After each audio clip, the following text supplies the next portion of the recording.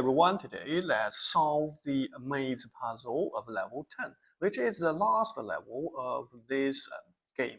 So maze game, there are other type of games, but this is the last level. So how can we solve this puzzle? This is those puzzles, 10 level puzzles, are unevenly and unfairly arranged or made. But so for the first 9 levels, they are relatively easy to medium, but then the last level is kind of extremely hard. So before we can try an area which take a long time, and easily this little person can go to this part or turn the wrong part or go to a dead loop. So before we can do that, let's just analyze. Because other than moving forward, the complexity exists in the junctions. So how many junctions we have if we want this little person go to the target place here? So here is one junction, here's second junction, third junction, fourth junction, and the fifth junction. And these 5 junctions, this little person need to make a decision, a correct decision, and a uniform decision, and to go to which direction. So that is some junction has a unique condition and some others don't. So let's take a look individually. So at junction 1, so there is a road forward and no left, no right, and also there is a path to the left. Okay, so if I just maybe use a different symbol to the left, to the right, so I can cross it out. Function, we can move forward, we can move left, we can move to the left, but we cannot move to the right. Then what do we want to turn? Which direction do we want to turn in the first junction? That is actually we want to move to the left of the person. So that is to the left. So how about junction 2? At junction 2 is a crossroad. So in the crossroad, of course, we know we can move forward. All the junctions, we do not move backwards, that's for sure. So only maximum 3 directions. We can move to the right, we can move to the left. But where do we want the little person to move forward toward the target? We want him or her to move to the right. Okay, that is second junction. How about third junction? At third junction, as we can see, here we can move forward, we can move to the right, we can move to the right, and no, we cannot move to the right. We can move to the left.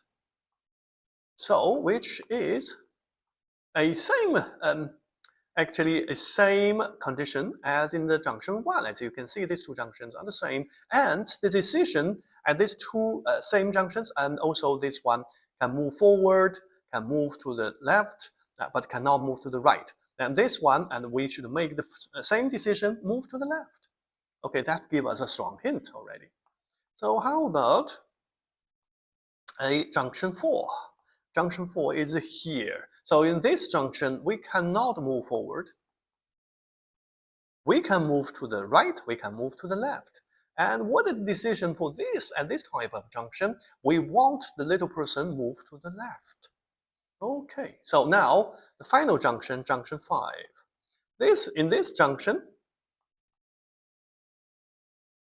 we can move only to the right. We cannot move forward. Yeah, and we can move to the right, and we cannot move to the left. So what is decision here? We need to turn right, and all other conditions we just move forward. Okay, so as you can see, we have 3 turning left, and we have 2 turning right, and with according different situation. Each situation is unique, but there are similarities, and we can just, when we understand this list of table, we can go to our puzzle to make this program work. So let's make this program work. So first of all, we need repeat until, of course, and then we need if else. Definitely we need if else. So if else, the first if else, what shall I put into the condition? So it is not if path ahead. Because if there's a path ahead, we just sometimes we need to turn left, sometimes we need to turn right, sometimes we need to move forward. But we need to take a look at, first of all, if there's a path to the right, because at the second and fourth junction, the only difference there's a path there's a path ahead or not. Then we make different judgments. So if there's a path to the right, we make a different decision. We need to put another if do else block here. So if there's a path ahead, like such as the second junction, we need to turn right. But if there is no path ahead, and also there is a path to the right, but there is no path ahead, and then as you can see, this fourth and the fifth junction also all satisfy this condition, but they make a different decision. So we need to take, actually put this away, we need to take another if else. If path ahead, then let's do, and actually we don't need to take away. So let's turn, if path to the right, and if a path ahead, we need to turn right. That's such as the second junction. But if there is if there is path to the right, but if there is no path ahead, what do? We need to take a if else here. Why not simply just turn left, such as indicated in the fourth junction?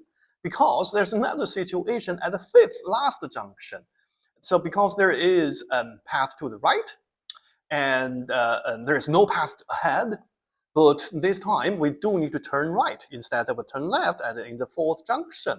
So if there is path to the right, again, if there's a path to the left, such as in the fourth junction, then we do need to turn left.